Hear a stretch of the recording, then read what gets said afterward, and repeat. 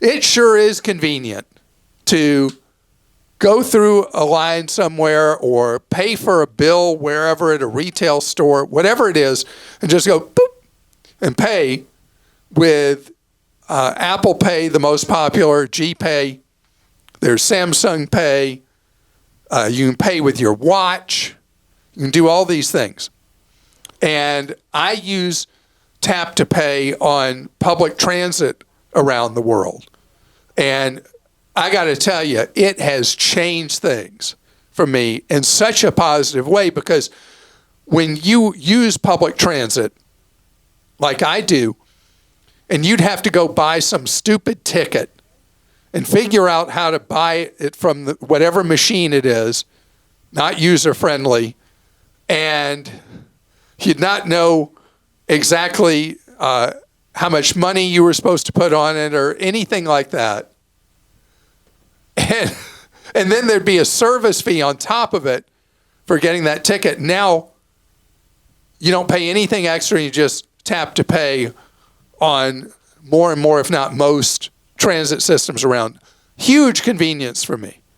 And, you use tap to pay so many places, and quick and easy. But a new bank study finds why you're seeing such a push for you to use tap to pay with a phone. When we use Tap to Pay, we buy almost 10% more stuff than we would otherwise. That it's so easy, and it so doesn't feel like money anymore, that we spend more, buy more. And you think about this progression, because I've done the things with people where people who've been in trouble with spending money on credit cards, where I put them on cash only and an allowance only, and how incredibly fast people are able to reduce their credit card debt and ultimately get out of credit card debt. Because when it goes to spending cash and you're having to pull that cash out, and so if I pull out the cash I have with $1 bill, those of you seeing on the YouTube show, another $1 bill, there's a 5, and there's 120.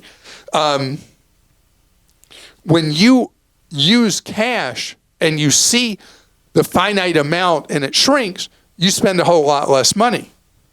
So that's why, if we look at the progression of things, people spend more with a debit card buying things than they do with cash. And then you move to credit cards. People spend more with credit cards than they do with debit cards. People spend more on a credit card when it has tap to pay than when they have to insert it. And now it turns out they spend even more when it's tap to pay with a phone. That everything for the banks is to try to get you and me to spend more money, to borrow more on credit cards, to do all that, because they're trying to boost consumption that benefits them instead of savings that really doesn't. And so this is all about knowing yourself and what you can afford. Know the consumer behavior. And again, think of it like an evolutionary thing. People spend the most conservatively, the most carefully with cash. Next with debit cards. Piece of trash, fake Visa, fake MasterCard. Next with an actual credit card. And finally with tap to pay. Every one of them leads to a method of payment.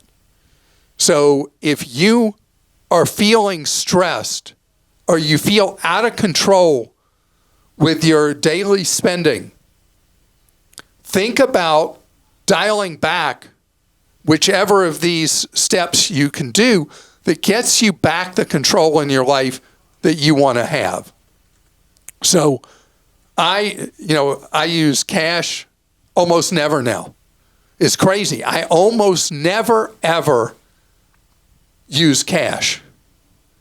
And then I use credit cards, and then, as I explained, occasionally tap to pay with the phone. And so almost certainly I am spending more money than I would otherwise. Fortunately, it's well within what I can afford to do. But what if it's not? And what if it wasn't?